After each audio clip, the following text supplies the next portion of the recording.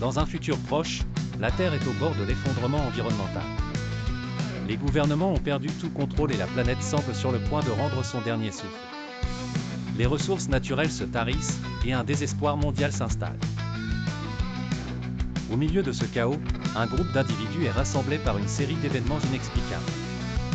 Maya, une jeune activiste issue d'une tribu indigène, est parmi eux.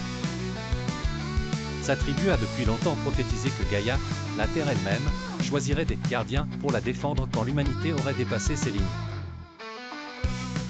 Choisie comme l'une de ses gardiens, Maya découvre qu'un pouvoir ancien réside au cœur de la planète, capable de la guérir ou de la détruire. Parmi ses compagnons se trouvent des scientifiques, des artistes, des guérisseurs et des ingénieurs, chacun venant de coins éloignés du globe, chacun apportant une perspective unique.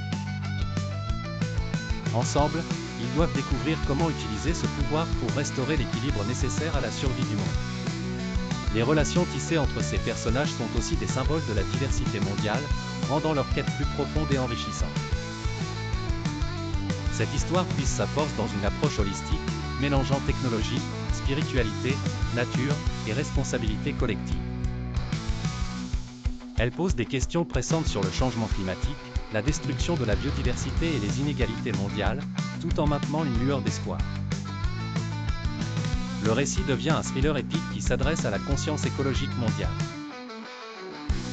Au fil de leur aventure, Maya et ses compagnons réalisent que pour sauver la Terre, il faut marier les technologies modernes aux sagesses ancestrales, rappelant à l'humanité l'importance de l'harmonie avec la nature.